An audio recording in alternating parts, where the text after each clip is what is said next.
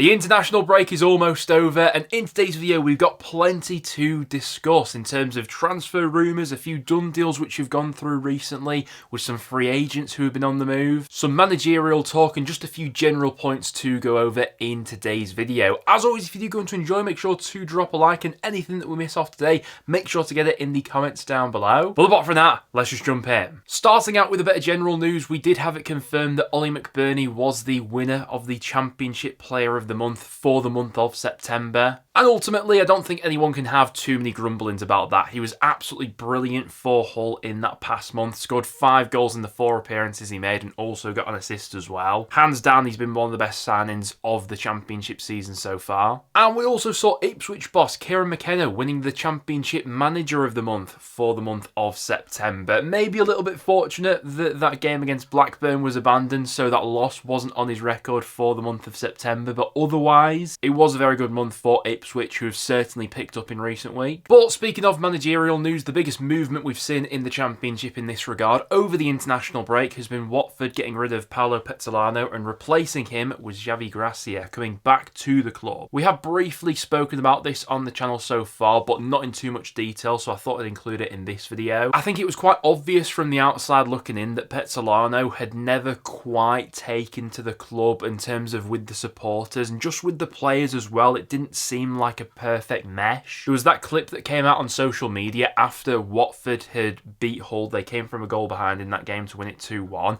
And the whole mood of the dressing room just seemed a little bit off. It was during the post-match speech that he was giving. And the way that Pezzolano came across in that video, compared to the squad that Watford had, it just didn't seem like the right fit. And I think that Watford fans sort of sensed that themselves, didn't they? Because they were coming into this international break on a relatively decent run of form. You know, they picked up 7 points from their last 3 matches. But Watford deciding he's not the right man to take them forward and then instantly replacing him with Gracia, who's coming in for his second spell at the club. Has to be said, did very well during his first stint at Watford in the Premier League. Managerially, in terms of what he's achieved and on his CV, I think it is an upgrade in that department. And looking at Watford's squad, I do think more of a man management personality may be able to get a little bit more out of them. We mentioned it a few times on the channel so far, but Watford for me have been a club who have played some nice stuff in fleeting spells of the season, but they've not consistently put that across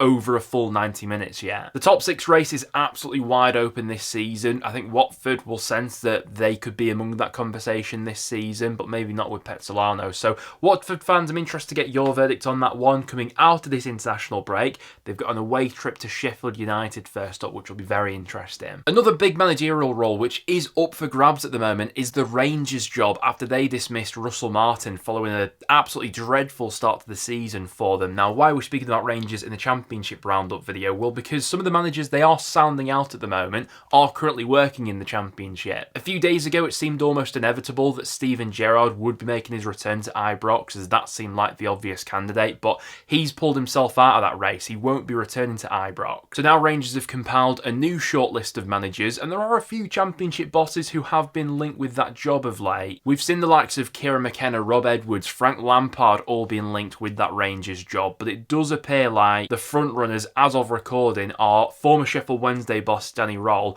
and Kevin Muscat as well. But let's wait and see if we get any more twists and turns in that saga. And also interested to see where Russell Martin could end up next. Wouldn't be surprised if he ends up back in the Championship before the end of the season. I'll just put it out there. In terms of some done deals we've seen in the Championship of late, we did see Charlton signing Onel Hernandez at the back end of September on a free transfer. He was available on a free after being released by Norwich at the end of last season. Had a really good career at Norwich, to be fair to him, but last season didn't really feature that prominently. Only made 5 starts in the Championship and then 18 appearances off the bench. He's 32 years old and he signed on a short-term contract with Charlton until January. So has the chance that if he impresses between now and January, could be offered a new contract until the end of the season. He's yet to feature for Charlton as of yet. He was an unused substitute for them before the international break in Charlton's away game at Preston. And another done deal, which will be of interest to Championship fans, is Tom Lawrence, who signed for A-League side Perth Glory. Now, why do I bring up this rumour?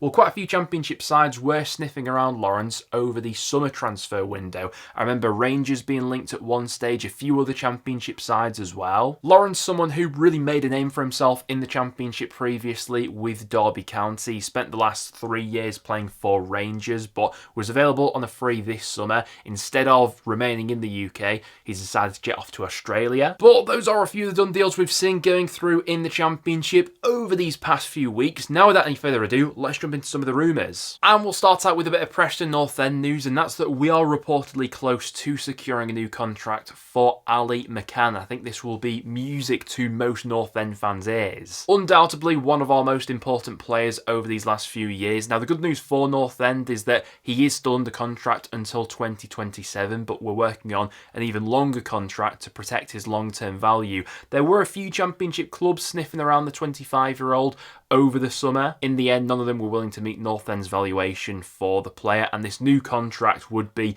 richly deserved, in my opinion. He was one of our most consistent performers last season, has carried a lot of that momentum into this season as well, not just with North End, but for Northern Ireland as well. In his first 9 Championship matches, he's made 25 tackles. Only 4 players in the Championship have managed more than that so far. Real engine on him. Yeah, this just ticks a lot of boxes for me. I'd be really happy if we get that done. We've seen Fulham being the latest Premier League side being linked with a move for Middlesbrough midfielder Hayden Hackney. Absolutely no surprises whatsoever that Hackney is still attracting interest from the Premier League. Bit of a crazy summer going back on it, obviously. He was linked with numerous Premier League clubs. In the end, it was Ipswich who were prepared to cough up the real money, though, and they agreed a deal of around about £20 million with Middlesbrough over the summer, only for Hackney to go ahead and reject the deal, claiming that he only wanted the Premier League move or he was happy to stay at Middlesbrough.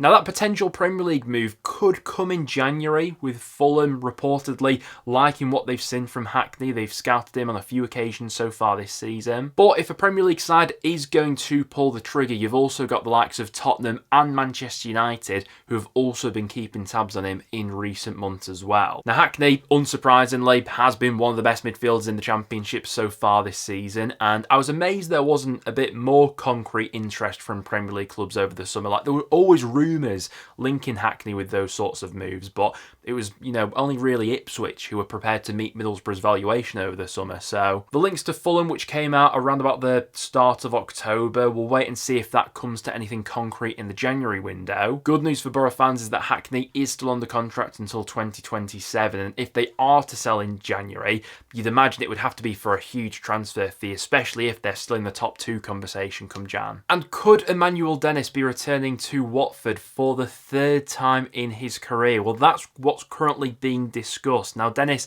is available on a free transfer after terminating his contract with Nottingham Forest over the summer. Honestly, I mean, this one really could go either way for Watford. On one hand, you've got a player in Dennis who, during his first stint at the club, showed that he could be absolutely electric, and when fully fit, when utilised in the right way, has the ability to be one of the best players in the Championship. However, his fitness record has been very spotty in recent years. He's not played a great deal of football, and his return to Watford in 2023/24 was a little bit hit and miss. Don't get me wrong, he had games where he showed his real quality, but during that loan spell never reached the standards that he had done during his first time at the club. Since that point, we've also seen him have a brief loan spell with Blackburn as well, although barely featured during that stint, playing just 156 minutes for Rovers. He's available on a free transfer, so from that perspective is relatively low risk. But then if you bring in a player like Dennis, are you taking away from the minutes of some of those young dynamic options that Watford have got in those forward positions at the moment? I don't know. I think it's an interesting one.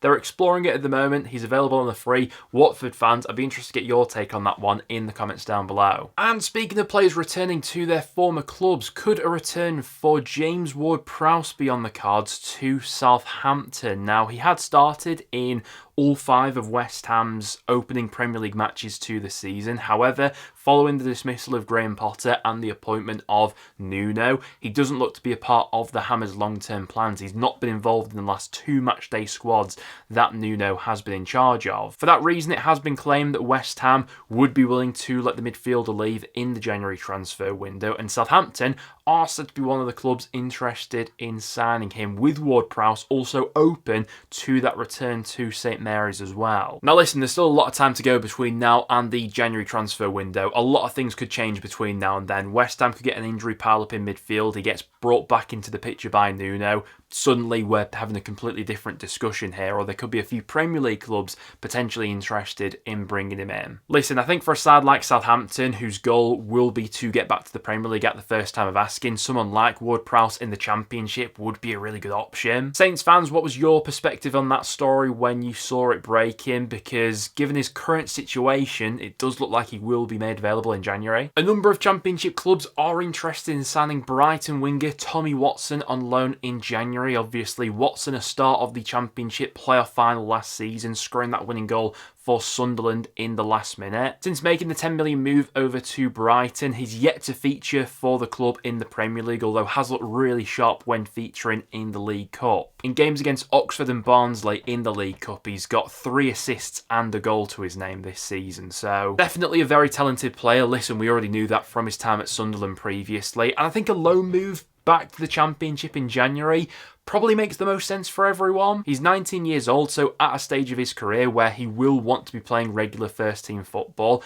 As things stand, you've got the likes of Derby, Hull and Preston, who would all be interested in a January loan deal. Once again, we're very early and quite far out from the January window. A lot can change between now and then, but those are the 3 clubs keeping tabs on him right now. And another Brighton winger who is of interest to some Championship clubs is Amario Koza-Dewberry, who's currently out on loan with Bolton Wanderers in League One. He's made a really good start to this season with Bolton, scoring 2 goals and getting 3 assists. He's looked like a real live wire in League One, averaging 3.2 shots per game, 1.7 key passes and 2.9 successful dribbles. Really impressive numbers he's putting up at the moment, playing on that right-hand side for Bolton, and there is a scenario where potentially he's pulled out of that loan move early in January and then sent back out on loan to the Championship. Now, he did spend last season out on loan with Blackburn, where he did show some signs of promise in the Championship, but ultimately most of his minutes ended up coming from the bench, and so there's only so much you can do with that. If he continues to shine between now and January for Bolton, there is a chance he could be pulled out of that, like I say, and then sent out on loan elsewhere in the Championship. Sheffield United have been credited